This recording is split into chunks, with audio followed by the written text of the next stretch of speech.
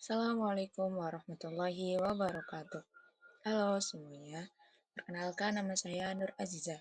Saya mahasiswi semester 3 dari program studi Manajemen Pendidikan Islam kelas A dengan nomor NIM 2481090013.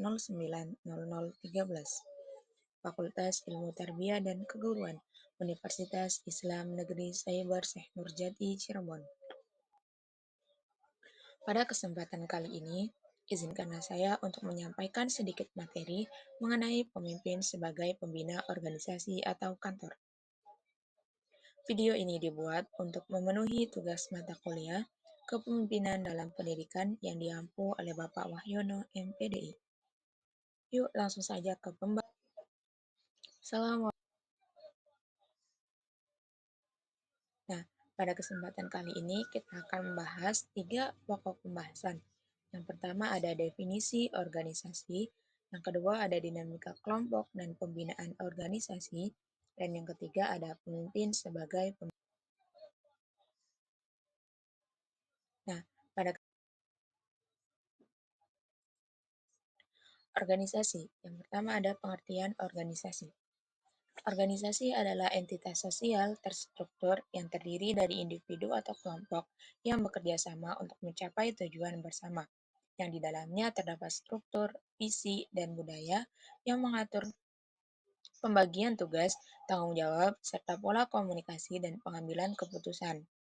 Organisasi tidak hanya mencakup perusahaan, tetapi juga lembaga pemerintah, kelompok sukarelawan, dan organisasi nirlaba yang beroperasi dalam kerangka kerja tertentu guna mencapai tujuan yang telah ditetapkan.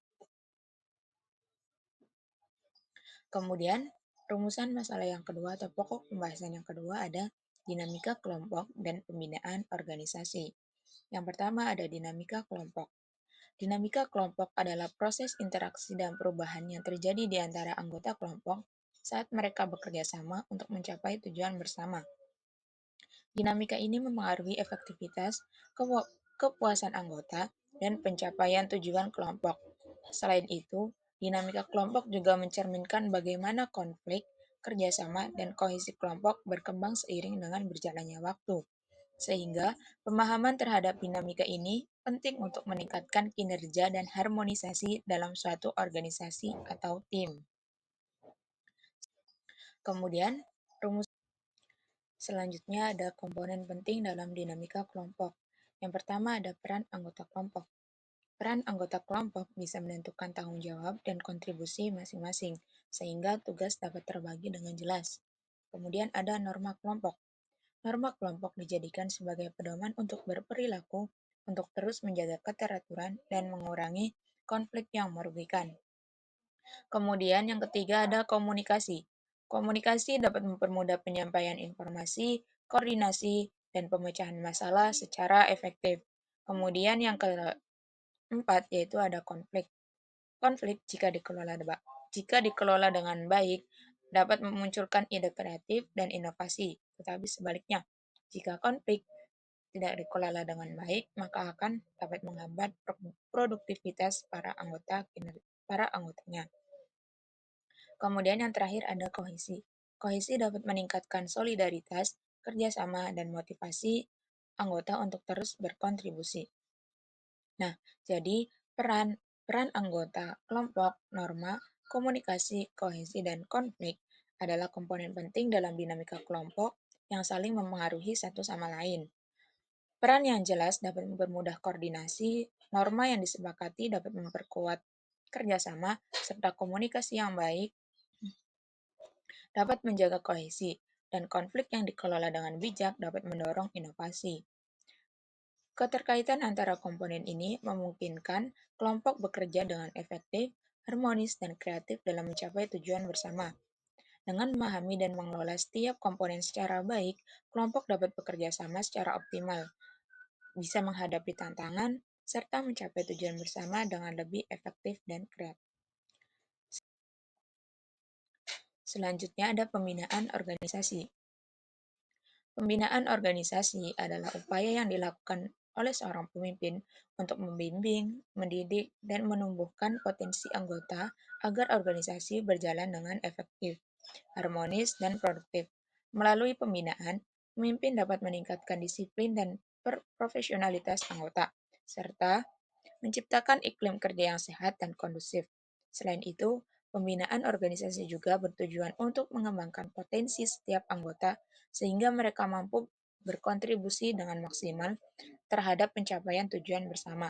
Dengan adanya pembinaan yang baik, organisasi dapat berjalan dengan lebih teratur, anggota akan merasa dihargai, dan tujuan organisasi dapat dicapai secara lebih optimal.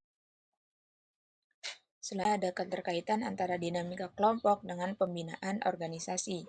Dinamika kelompok yang sehat akan memudahkan proses pembinaan organisasi karena anggota dapat bekerja sama, berkomunikasi, dan menghadapi konflik secara konstruktif.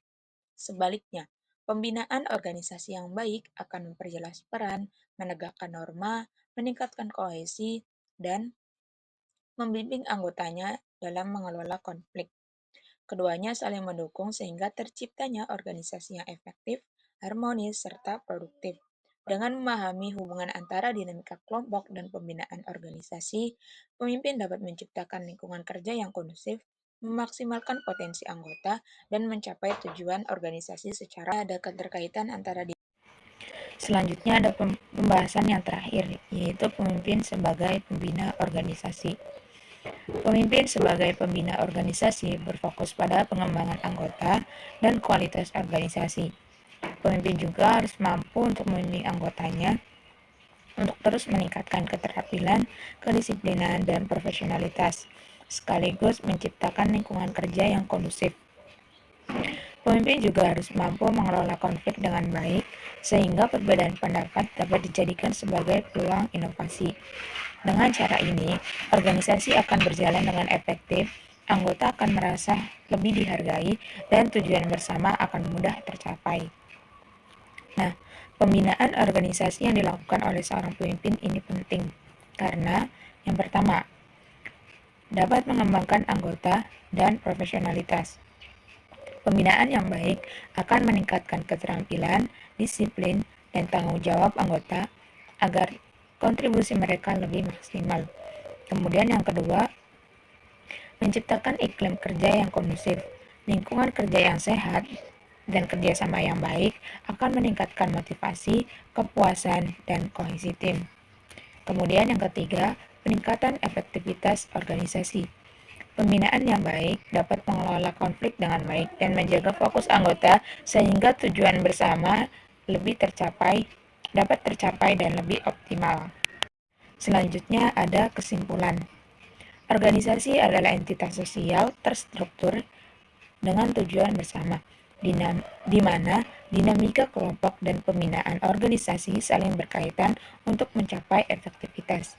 Dinamika kelompok yang sehat meliputi peran anggota kelompok, norma, komunikasi, kohesi, dan konflik yang mendorong kerjasama, inovasi, dan pencapaian tujuan. Pembinaan organisasi oleh seorang pemimpin dapat meningkatkan profesionalitas anggota, menciptakan iklim kerja yang kondusif, dan mengelola konflik secara konstruktif. Sinergi antara dinamika kelompok dan pembinaan yang baik dapat menjadikan organisasi lebih harmonis, produktif, dan mampu mencapai tujuan bersama secara lebih optimal. Terima kasih dan semoga bermanfaat. Mungkin hanya itu yang dapat saya sampaikan. Mohon maaf apabila kurang sopan dan mohon ampun apabila kurang santun. Kurang-kurangnya mohon maaf. Wallahul muwaffiq ila aqwamit thoriq. Wassalamualaikum warahmatullahi wabarakatuh.